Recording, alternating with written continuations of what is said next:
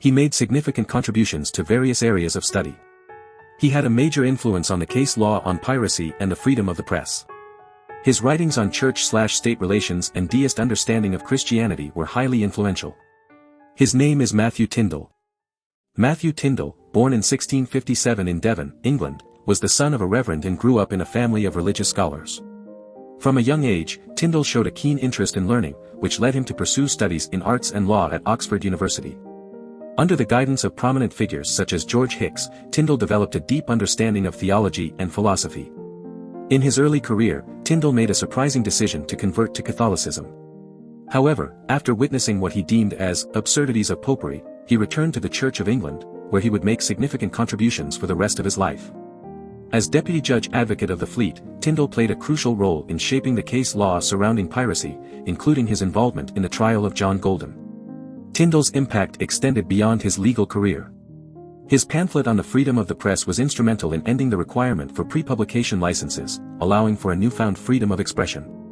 Additionally, his book, Rights of the Christian Church, challenged the traditional relationship between church and state and played a pivotal role in the growth of free thinking. However, it was his work, Christianity as Old as the Creation, that truly solidified his legacy. This influential piece presented a deist understanding of Christianity, emphasizing reason and natural theology. Matthew Tindal's intellectual contributions had a profound impact on society, both in England and across Europe. His philosophical works challenged conventional beliefs and paved the way for a more rational and critical approach to religion. Today, Tindal is remembered as a trailblazer in the fields of law, theology, and philosophy, leaving a lasting imprint on the intellectual landscape of his time and beyond. Matthew Tindal, a renowned philosopher of the 18th century, made significant contributions to the field of philosophy through his early works. His writings included an essay of obedience to the supreme powers, an essay on the power of the magistrate and the rights of mankind in matters of religion, and the liberty of the press. These works explored themes such as the relationship between the state and the church, individual rights, and the freedom of speech. One of Tindal's most influential works, The Rights of the Christian Church, asserted against the Romish and all other priests who claim an independent power over it, PTI, was published anonymously in 1706. This book challenged the prevailing belief in the independent power of the Church and defended the supremacy of the state over religious matters.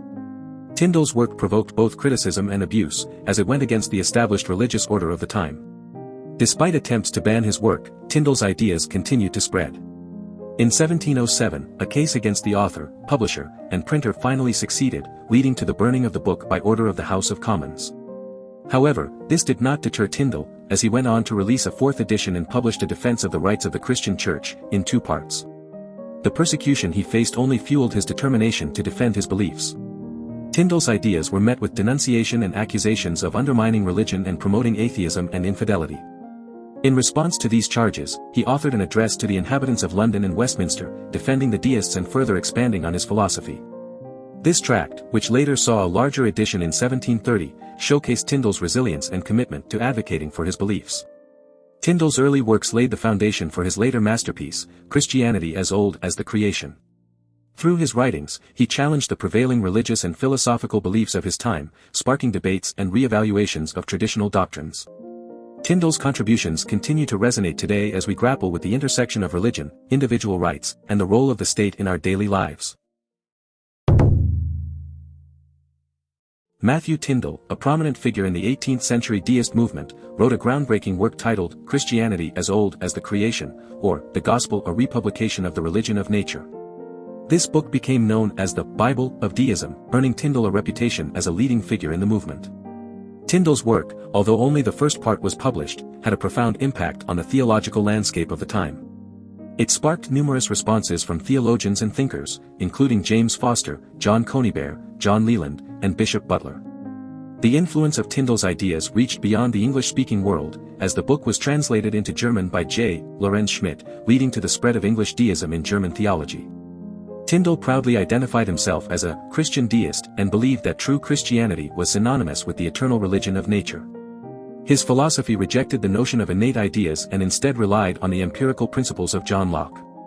He argued that genuine religion must be eternal, universal, simple, and perfect, consisting of the fulfillment of moral duties towards God and humanity. Tindal's moral system was rooted in utilitarianism, emphasizing the practice of morality as the essence of true religion. He viewed Christianity as a republication of the religion of nature or reason, asserting that it must be as old as creation itself. The mission of Christianity, according to Tindal, was to free humanity from the superstitious beliefs that had distorted the true nature of religion. Reason was paramount, and all religious doctrines, including the scriptures, had to submit to its authority. Moreover, Tyndall's work redefined the foundation of deist epistemology, asserting that knowledge should be based on experience or human reason. This shift further widened the gap between traditional Christians and Christian deists, as it required the validation of revealed truth through human reason. Tyndall's ideas not only shaped the 18th century deist movement but also continue to influence religious thought today. Do you want to explore more philosophers? Who do you want to see featured next?